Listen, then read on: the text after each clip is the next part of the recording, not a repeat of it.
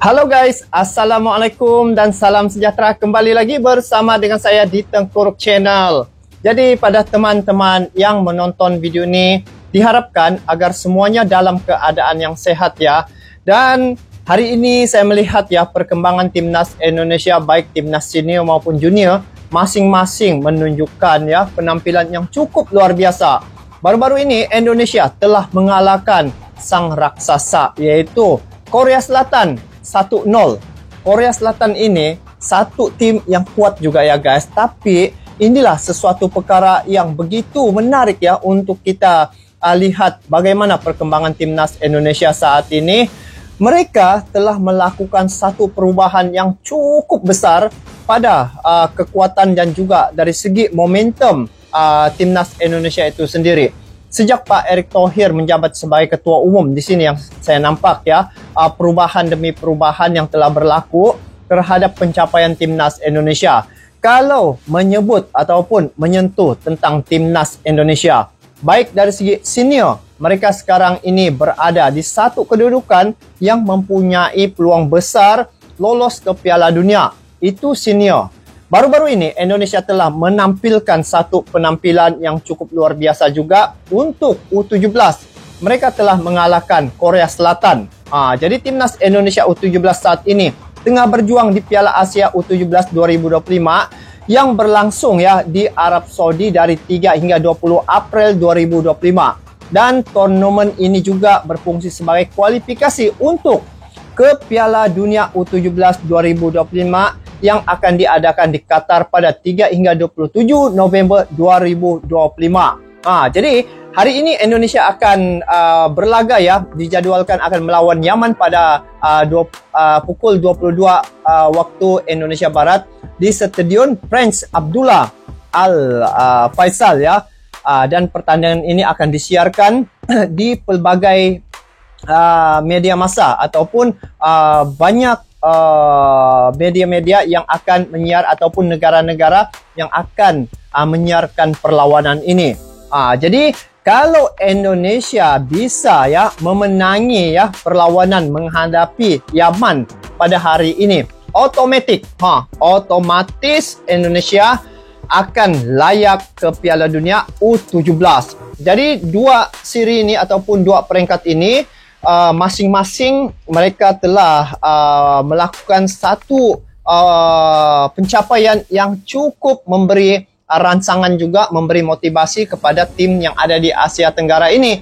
Khususnya Indonesia menjadi pemicu ataupun pembakar semangat pada tim-tim yang ada di Asia Tenggara ini, terutamanya untuk sampai ke level yang sudah jauh ini, yaitu ke Piala Dunia. Jadi kalau Indonesia dari segi timnas seniornya sudah berada di kualifikasi round yang ketiga dan berpeluang besar untuk sampai ke Piala Dunia, begitu juga dengan U17. Jadi apa rahsia dan juga kekuatan timnas Indonesia sehingga ini menjadi perbualan ataupun topik hangat ya dibicarakan di media-media baik tempatan maupun internasional. Jadi coba kita lihat dulu di sini bagaimana pandangan dan juga pengamat dari komentator Malaysia berkaitan dengan timnas Indonesia. Langsung kita nonton info dalam klip video ini. Jom. Satu lagi yang berbeza di Jakarta, adanya pemain nombor 6. Pemain nombor 6? Apa nama dia? Pelupessy. Yes. Joy Pelupessy yang masuk dan memberikan sesuatu yang sepanjang revolusi ini dilakukan oleh tim Garuda ni. Belum ada lagi pemain yang betul-betul mapan di posisi nombor 6 itu untuk benar-benar menjadi shield untuk menjadi perisai daripada serangan lawan. Tom Haye memang seorang midfielder, all action midfielder, memang seorang playmaker juga, boleh menjadi seorang deep line playmaker juga, tetapi beliau tidaklah selasak Pelupessy ini. Beliau tidaklah segagah Pelupessy ini dalam. Tom Haye pun dah tua kan, dah 30 bukanlah seorang yang anda harapkan untuk berencana serangan ke apakah, just purely memberhentikan serangan pihak lawan.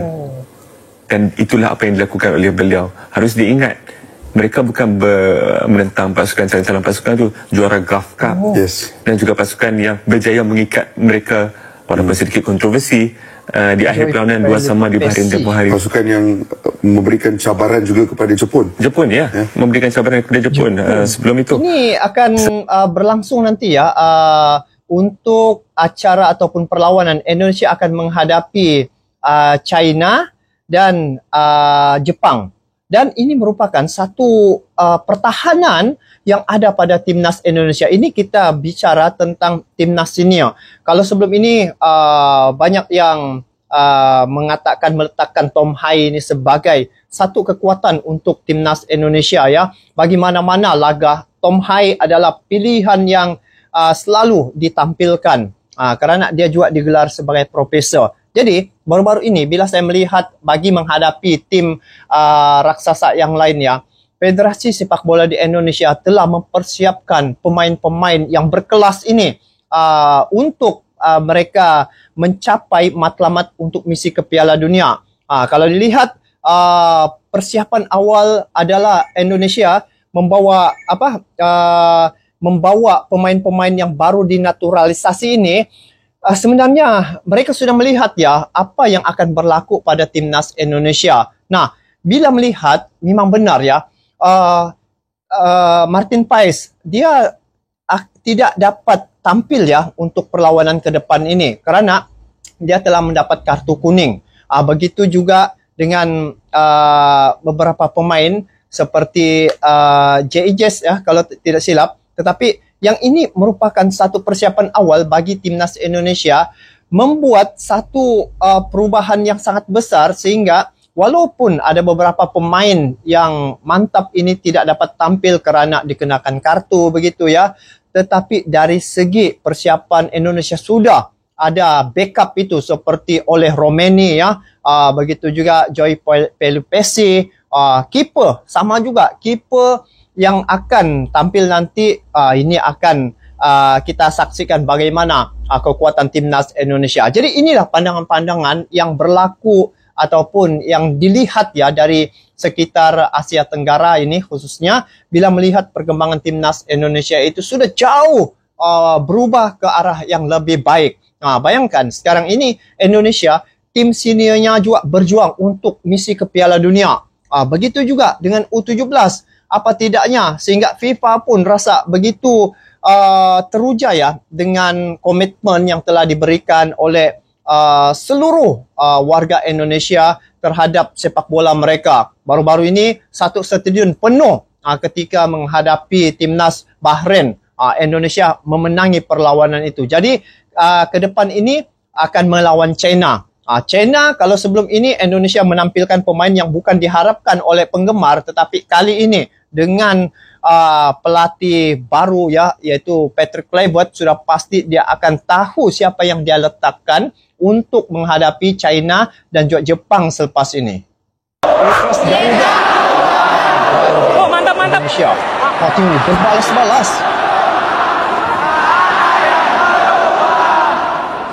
Oh, ni. Apa tidak merinding pihak lawan kalau lihat keadaan stadion macam ni? China nanti akan bertandang ke Indonesia. Kalau sebelum ini Indonesia bertandang ke China sehingga dicabut ya, spanduk itu dicabut.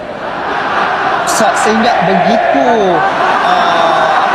cara mereka untuk memberi tekanan emosi kepada pemain-pemain timnas Indonesia.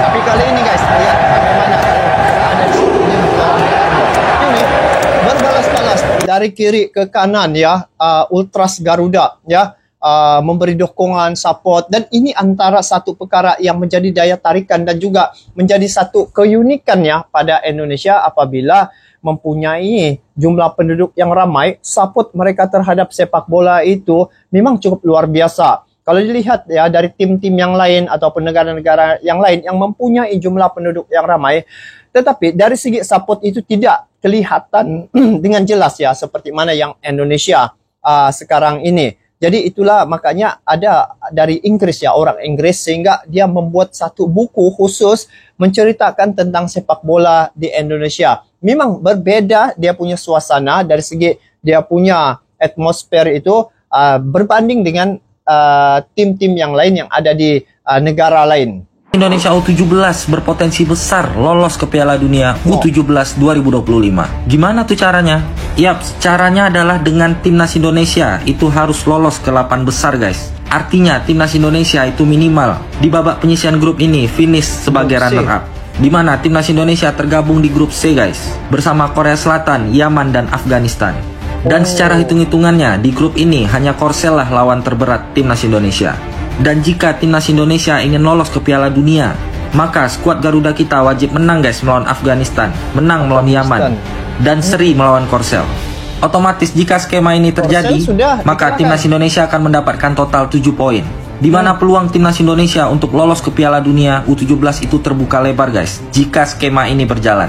Ya, kita doakan aja semoga timnas Indonesia mampu finish minimal sebagai runner up guys di penyisihan grup Piala Asia kali ini, agar skuad Garuda bisa otomatis lolos langsung ke Piala Dunia U17 2025. Jadi gimana nih menurut kalian, optimis nggak tim asuhan Coach Nova Arianto ini bisa lolos ke Piala Dunia? Coba tulis pendapat kalian di kolom komentar, dan kalau kalian suka konten gini langsung klik tombol follow. Saya rasa kan ini adalah berkat daripada kesan ya, daripada abang-abang mereka, tim senior, timnas Indonesia. Mereka sudah menunjukkan satu penampilan yang membanggakan. Malah dari segi pemain-pemain yang ada dalam timnas Indonesia senior ini, kebanyakan mereka mempunyai pengalaman yang bermain di liga-liga Eropa, liga yang besar, liga yang tertinggi. Jadi pengalaman itu mereka praktik dalam timnas Indonesia, sehingga membuatkan hari ini ramai yang tim kaget ya terhadap kewujudan timnas Indonesia. Mereka ada yang mengatakan, sebagian ya media, adakah mereka lawan ini timnas Indonesia ataupun timnas Belanda? Tetapi mereka lupa bahwa pemain-pemain dalam timnas Indonesia itu sungguh pun dinaturalisasi, tetapi darah daging mereka mengalir itu adalah darah dari Indonesia ya. Generasi yang masih lagi layak ataupun berhak untuk membela merah putih. Nah, untuk memastikan tempat ya di Piala Dunia U17 2025 nih, timnas Indonesia perlu mencapai perempat final ya Piala Asia U17 2025, dan kemenangan atas Yaman atau Afghanistan ini akan memastikan posisi dua teratas di grup C dan tiket ke perempat final. Nah, jadi kalau melihat daripada kronologi untuk timnas Indonesia ini, mereka sekarang ini berada di satu ambang pencapaian yang cukup baik, dan dengan manajemen yang cukup padu dipimpin oleh Pak Erick Thohir yang mempunyai pengalaman yang cukup luar biasa di Eropa ya. Dia membawa masuk, menyerapkan pengalaman beliau terhadap timnas Indonesia. Maka inilah hasilnya ya, bila melihat dia berani menukarkan coach ya,